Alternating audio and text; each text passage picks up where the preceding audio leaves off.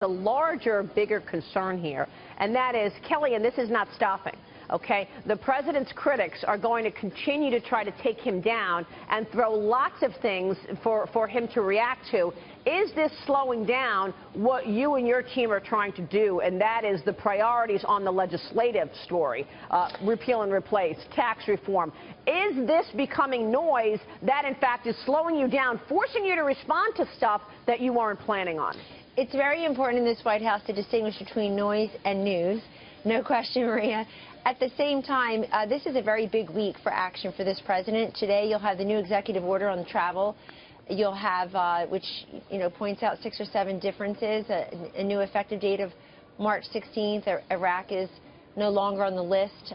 They are cooperating, having better screening processes and information reporting processes, and obviously Iraq is an ally in the fight against ISIS.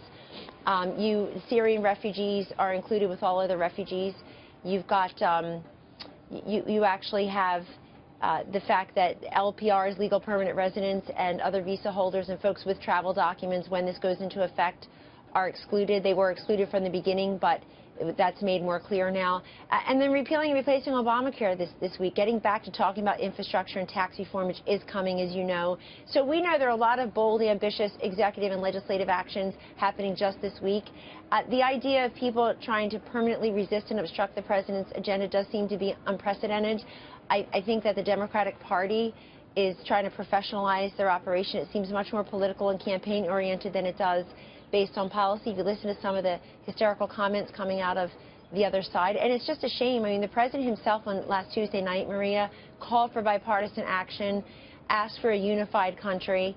He has put that challenge and indeed that plea to his colleagues across the aisle and in the media, and we welcome that. We welcome that cooperation, but we're just going to forge ahead and not allow all these people who are trying to resist and obstruct and don't really have a message or a set of solutions on their own, I've noticed, to get in his way. When will the order go into effect, Kellyanne, and why was it important for the president to remove Iraq from the list of banned countries?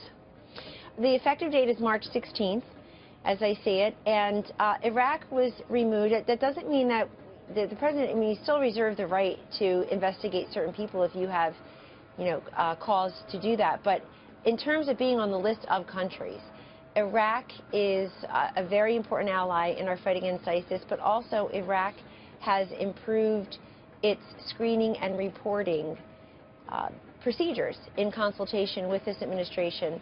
And so that is a major change. And again, clarifying the status of those legal permanent residents, visa holders, and those who have travel documents that are legitimate and approved when this actually goes into effect. In terms of green card holders, Kellyanne, there was a lot of confusion with the first executive order. What do green card holders need to understand about this executive order? Sure. So let me clarify. When I say legal permanent residents, it's also green card holders. They were never contemplated as part of the order, but it makes it much more clear in this particular executive order that that is the case. The president is going to be releasing his budget, or maybe it's a look at the budget. Can you tell us what those priorities will be? Now, he's been very clear that he wants to raise defense spending by $54 billion. Is this budget largely focused on law and order, defense, increasing budgets for police? Those are certainly components of it. This president has said from the beginning that he believes that law enforcement should have the tools and the resources it needs to certainly uphold the law and to keep us all safe. That is the president's first priority, Maria, is to keep us all safe, and he makes that very clear, and this budget will reflect that. But there are other pieces of the budget. You've heard from Secretary Mnuchin. You certainly know that we're talking about incredibly historic tax reform. Some people are comparing it to President Reagan's tax reform. Some people are saying it actually goes beyond that. I sat in a few of those meetings. It is bold, it is ambitious, it is not just keeping a campaign promise, but actually giving middle-class families in this country and job creators in this country the relief they need to make everyday life more affordable. In the case of these business owners, these job creators, to be able to attract, retain a workforce here in America and be able to expand here and not just survive but prosper under this economy. So you will see a series of the budget certainly is coming out, and then tax reform after that, infrastructure. Very ambitious agenda, but it should surprise no one. The president's been very clear about the specific components, and he's been very, very clear about his willingness to be bold and courageous in pushing forward regardless of the, I think, the entrenched opposition. Yes, he certainly has been. Kellyanne, let me ask you this. There was the New York Times story this morning defending you as a target of sexist attacks. Were you surprised by the Times, of all of the news outlets, coming to your defense this morning? Obviously, the picture of you sitting in the Oval Office created a lot of debate, a lot of conversation about the way you were sitting, taking a picture there. But the Times came to your defense today. I didn't see that, Maria. I'll have to check it out, and I appreciate that. Look, I think it's a larger conversation about the way certain people are covered in this administration, but I'm just here to serve the president, and he's serving the American people, and I want folks to really focus on that. What he is doing is so big and so potentially impactful for just millions and millions of Americans, and it's why we're here. And I would just like to say that I noticed publicly anyway, or on social media, the congressman who issued a very sexist and tasteless joke about me, quote, apologized 4 days later. I haven't heard from him directly, but that's fine. I'm a merciful person.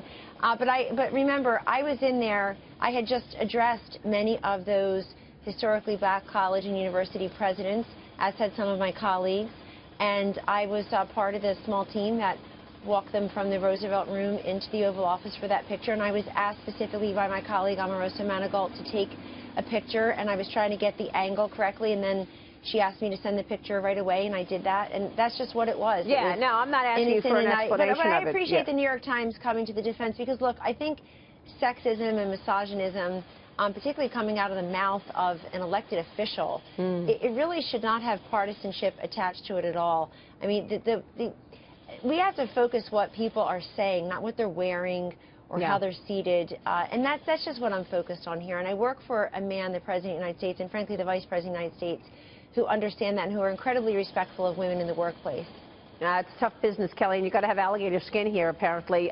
We appreciate the update on the executive order and the story of the day, this wiretapping. Pretty outrageous, actually. Kellyanne, good to see you. Thanks so much. My pleasure, Maria. Take care. We'll see you soon. Kellyanne Conway is at the White House.